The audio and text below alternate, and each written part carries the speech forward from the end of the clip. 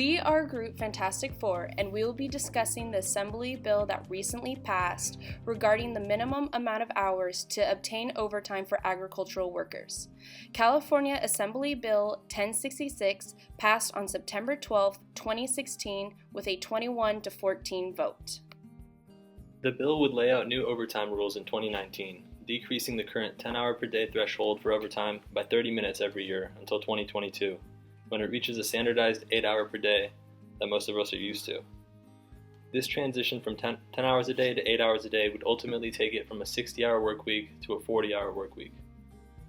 The United Farm Workers Association, a large sponsor of AB 1066, says that the bill is an injustice that was brought upon the farm workers nearly 80 years ago, when they were first exempted from federal overtime standards and minimum wage laws. The bill has received much support, specifically on the Democratic side of the board. On the other hand, large California business groups, led by California Farm Bureau Federation, have thrown their political weight and money against the bill, stating that the legislation makes it even more difficult for farmers and growers who already struggle with high costs. Many of the opposing lawmakers think it will backfire on hundreds of thousands of employees, as farmers and growers would limit hours and hire extra employees to avoid paying overtime.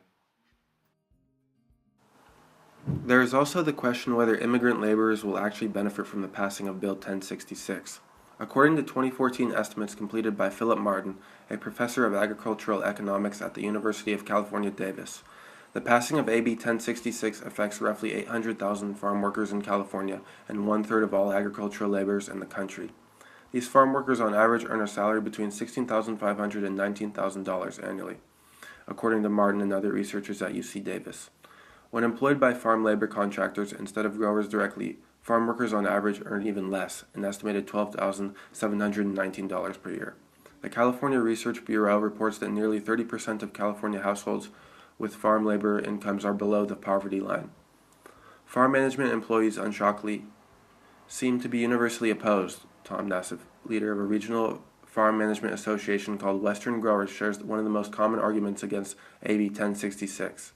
In a recent statement, Nassif said, "The governor has set in motion a chain of events that will cause workers in our fields to lose wages. California farmers will have no choice but to avoid even higher costs of production, and they will utilize a number of strategies, including reducing work shifts and production of crops that require large numbers of employees." Many farm owners and managers have taken the stance of opposing the bill as they are worried that it will only affect them negatively, increasing their production costs further. Steve Autry is the owner and winemaker of Autry Cellars in Edna Valley. He buys all of his grapes from local vineyards and one particular vineyard in Edna Valley. Due to this, he is indirectly affected by Assembly Bill 1066 that was passed last September and has some concerns about the new overtime hours. One of his concerns is that the vineyards he buys his grapes from will need to hire more workers, which will raise the price of grapes and cost of production. Another of his concerns is that they will turn to machines to replace the hours of work they lose. He and many of his colleagues do not like these harvesting machines because they are not as skilled as hand-picking grapes. One of his friends mentioned that they received a Mexican hat and a pair of clippers in their grape boxes after a harvest due to machines being used during harvesting. His winemaking requires the best quality of grapes and the best handling that you cannot get with machines. George Adam is the owner-operator of Innovative Produce, which is a part of Western Growers in Santa Maria.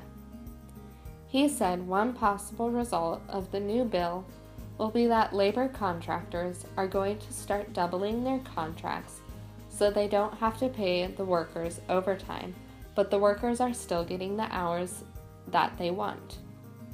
For example, one labor contractor might have their workers work at one farm for 8 hours from morning to afternoon, but then move them to a neighboring farm to work another several hours in the same day.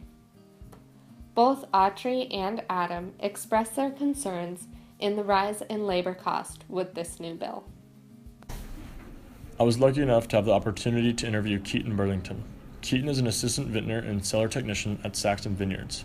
He maintains 10 acres himself while helping with the remaining 60 acres of vines by controlling pests, irrigation scheduling, pruning, picking, and maintaining overall vineyard health. Keaton, what is the hourly pay for field workers or other less experienced labor? And what is the overtime compensation? I'm not sure what the laborers are paid by the contracting service they work for. In most cases, field workers are paid minimum wage and only paid overtime after 10 hours. Overtime is usually time and a half.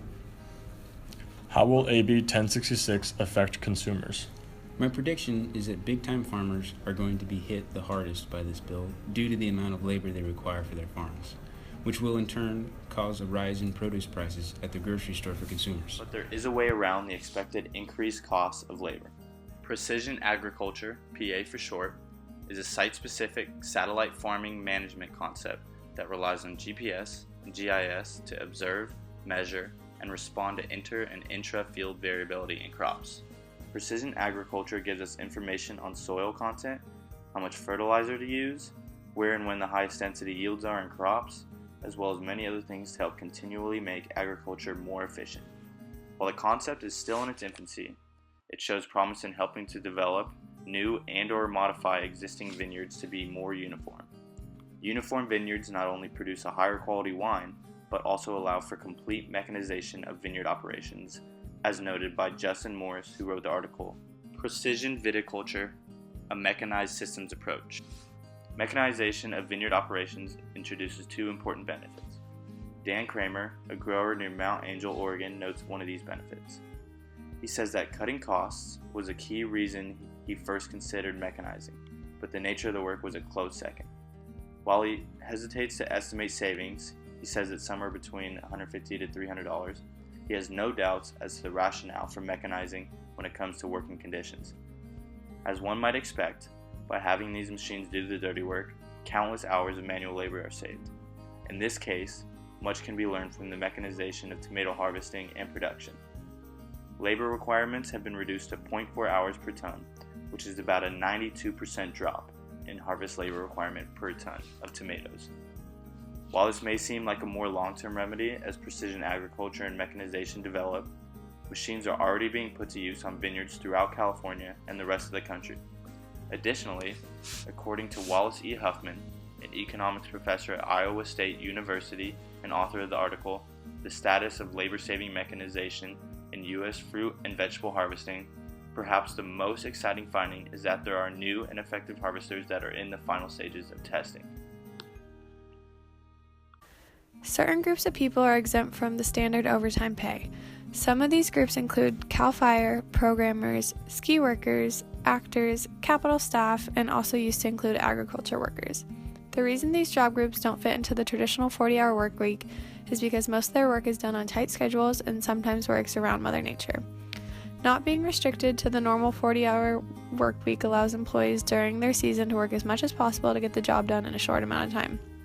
However, some employees feel overworked and that they aren't receiving a fair amount of pay for their hard efforts, which is really how this bill got passed.